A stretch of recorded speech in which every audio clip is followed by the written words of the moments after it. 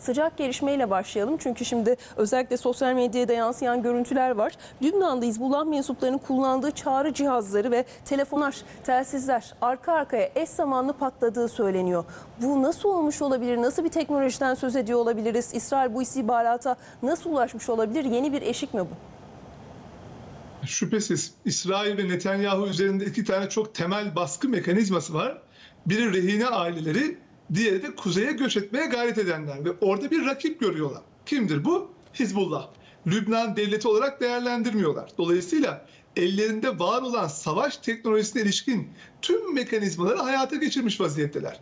En başından beri zaman zaman vurguluyoruz. Siber tehdit mekanizması. Sahip olduğunuz bir telefonun, bir bilgisayarın bir anda düşman unsurları tarafından silah haline getirilmesinin mümkün olduğunu defalarca aktarmıştık. Hatta çok muhtemel ki Haniye suikastinde dahi böyle bir sinyal mekanizmasının nasıl devreye girdiğini uzun uzun tartışmıştık. Dolayısıyla artık an itibariyle o uydu teknolojisi ve sahip olunan tüm cihazların o GPRS sistemi üzerinden veri vermeye devam eden ya da download etmeye devam eden tüm cihazlar artık sahip olan kişi üzerinde bir silah gibi değerlendirilebiliyor ve bu ve benzeri mekanizmaları kullanmak artık İsrail'in temel argümanlarından biri olarak karşımıza çıkıyor. Bir savaş içerisinde olduğu iddiasıyla yola çıkan kişilerin de şüphesiz biraz daha tedbirli, biraz daha dikkatli olması lazım. Çünkü belli ki tüm Hizbullah mensupları, tüm militanlar artık hedef tahtasında. İsrail, Lübnan'ın güneyinde güvenli bir alan yaratmaya gayret ediyor. Bunun için de sahip olduğu tüm teknolojik unsurları kullanacaktır ve kullanmaya devam edecektir diye düşünüyorum Büşra Hanım. Sayın Oral, kritik bir süreçteyiz. Amerikan seçimlerine artık çok az bir zaman kaldı ki İsrail'in bu süreçte zaman kazanmaya çalıştığı yönündeki yorumlar sıkça konuklarımız tarafından, sizin gibi kıymetli akademisyenler tarafından sıkça dile getiriliyor. Sahadaki gelişmeler sizce neye işaret ediyor? İsrail bu savaşı Lübnan'a taşımaya, daha da yoğunlaştırmaya çalışacak mıdır sizce? Bu süreçte özellikle seçim öncesinde böyle bir adım atar mı? Yoksa bu böyle bir yine zaman kazanmak için bir hareketlilik yaratmak mı? En temel maddi gerçek ABD'nin bu çatışma sürecinin yayılmasına müsaade etmemeye gayret ettiği tezi.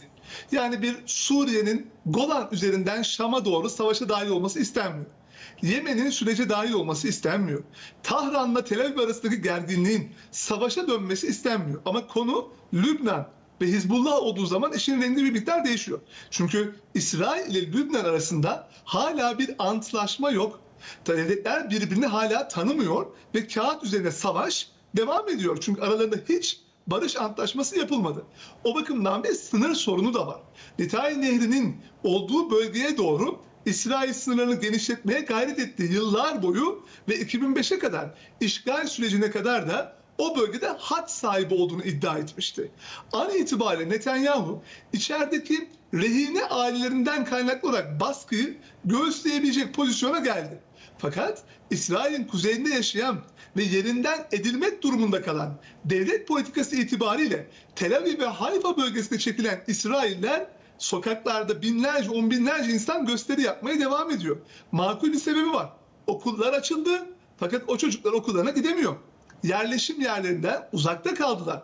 Ve bir kısmının da kendi savaşı değil hadise. Çünkü Lübnan'ın güneyi ile Suriye'nin kuzeyi, İsrail'in kuzeyi arasında 4 kilometrelik bir mesafe var.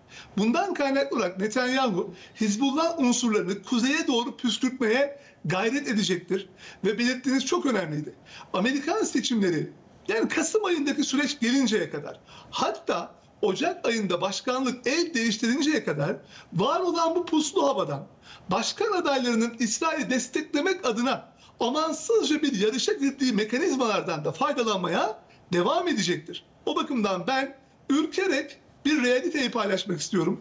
İsrail ile Lübnan arasındaki gerginliğin had safhaya varması, çok daha büyük kıyımların ve katliamların gerçekleşmesi özellikle Eylül ve Ekim ayında maalesef çok muhtemel görünüyor. Çünkü İsrail'i durdurabilecek bir hukuksal mekanizma olmadığını gördük. Siyasi bir mekanizma da kendi içinde bir seçim yarışına boğulmuş vaziyette. Netanyahu maalesef bu fırsatı değerlendirebilir diye düşünüyorum. O zaman şöyle mi yorumlamak gerekir? Özellikle dediniz ya, Amerika Birleşik Devletleri bunu engellemeye çalışacaktır dediniz. Blinken'ın bu yeni Orta Doğu turu da aslında bu anlamda sadece müzakereler için değil, bir yandan da buna yorumlanabilir mi? Her ne kadar İsrail'i ziyaret etmeyecek olsa da bu kez. Çok kıymetli görüyorum. Civar devletlerin tamamına ilişkin bir sonraki aşamada İsrail'i tanıyın ve aranızdaki buzları eritin. Aksi takdirde biz dahi İsrail'i durdurmakta zorlanıyoruz mesajını verecektir.